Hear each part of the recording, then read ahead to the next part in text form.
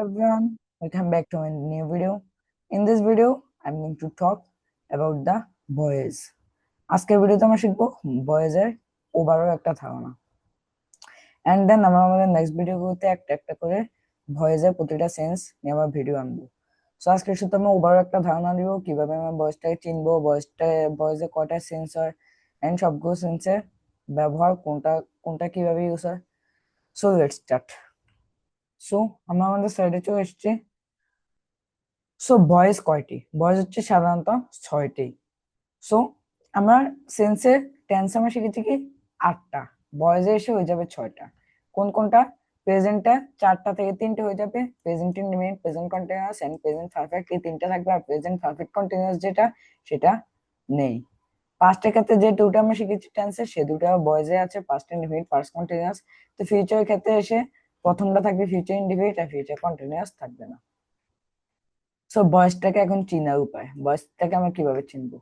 সেই উপায়টা হচ্ছে যখন বাক্যে কাজটা কে করেছে তা উল্লেখ থাকবে না, তখন তাকে আমরা ভয়েস সেন্টেন্স হিসেবে, ভয়েস অথবা প্যাসিভ, ভয়েস আর এক নাম হচ্ছে প্যাসিভ, প্যাসিভও বলতে পারেন, ভয়েসও বলতে পারেন। সো প্যাসিভ সেন্টেন্স হিসেবে ধরে নিব। সো যখন বাক্যে কাজটা কে করেছে, সো ধরেন কেউ একজন আপনাকে বাক্যটা বলেছে, এখন বাক্যের মধ্যে দেওয়া নেই যে কাজটা কে করেছে। সো বাক্যের মধ্যে আমাদের বেশিরভাগ সময় একটা ভার্ব থাকে, একটা কাজ থাকে।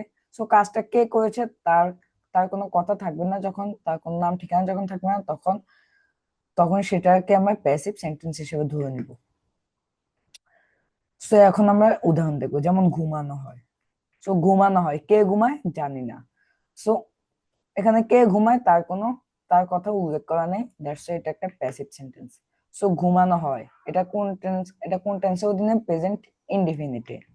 ঘুমানো হচ্ছে, কন্টিনিউয়াস, প্রেজেন্ট কন্টিনিউয়াস। ঘুমানো হয়েছে, কিছুক্ষণ আগে হয়েছে, প্রেজেন্ট পারফেক্ট। ঘুমানো হয়েছিল, ওই যে 10 মিনিট ধরে ঘুমানো সেটা 1 ঘন্টা ধরে ঘুমানো অথবা 10 মিনিট ধরে ঘুমানো সেটা বাদ। সো ঘুমানো হয়েছিল, পাস্ট ইনডিফিনিট। ঘুমানো হচ্ছিল, পাস্ট কন্টিনিউয়াস। ঘুমানো হবে, ফিউচার ইনডিফিনিট। দেন অপহরণ করা হয়, অপহরণ ইংরেজি হচ্ছে কিডন্যাপ। সো অপহরণ করা হয়, প্রেজেন্ট ইনডিফিনিট। অপহরণ করা হচ্ছে, প্রেজেন্ট কন্টিনিউয়াস। অপহরণ করা হয়েছে, প্রেজেন্ট পারফেক্ট। অপহরণ করা হয়েছিল, ফার্স্ট ইনডিফিনিট।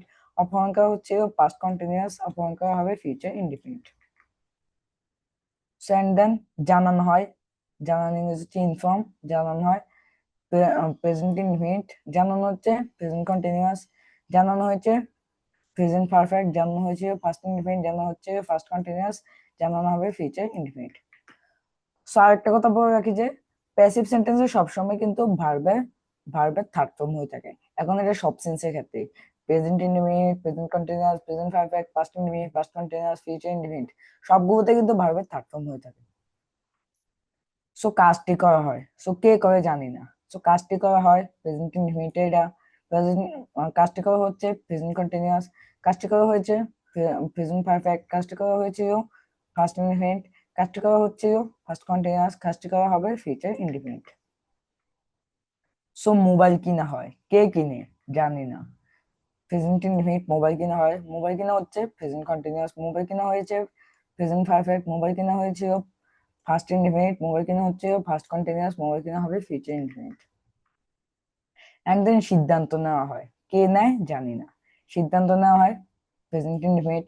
সিদ্ধান্ত নেওয়া হয়েছে, সিদ্ধান্ত নেওয়া হচ্ছে, প্রেজেন্ট কন্টিনিউয়াস। সিদ্ধান্ত নেওয়া হয়েছে, প্রেজেন্ট পারফেক্ট। সিদ্ধান্ত নেওয়া হয়েছিল, ফার্স্ট ইনডিফিনিট। সিদ্ধান্ত নেওয়া হচ্ছে, ফার্স্ট কন্টিনিউয়াস। সিদ্ধান্ত নেওয়া হবে, ফিউচার ইনডিফিনিট।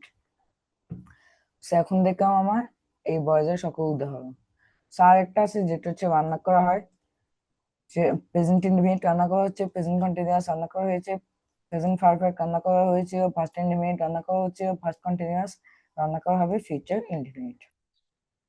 সো আমাদের আজকে ভিডিও এখানে এইটুকু পর্যন্তই। আশা করি আপনারা বুঝতে পেরেছেন যে কোনটাকে আমরা কোন ভয়েস হিসেবে ধরবো, কোনটা কোন প্যাসিভ সেন্টেন্স হিসেবে। সো আমরা আমাদের নেক্সট ভিডিও করতে প্রতিটা টেন্স, যে 6টা টেন্স, এক একটা ইন্ডিভিজুয়ালি আমরা প্রতিটা ভিডিওতে আমরা শিখবো এক একটা করে। সো আশা করি আজকে ভিডিওটা আপনাদের ভালো লেগেছে আর বোধগম্য হয়েছে। যদি কোথাও বুঝতে সমস্যা থাকে অবশ্যই আমাকে জানাবেন। তো আজকের জন্য এখানে বিদায় নিচ্ছি, দেখা হবে নেক্সট ভিডিওতে। ততক্ষণ পর্যন্ত ভালো থাকবেন, সুস্থ থাকবেন। বাই।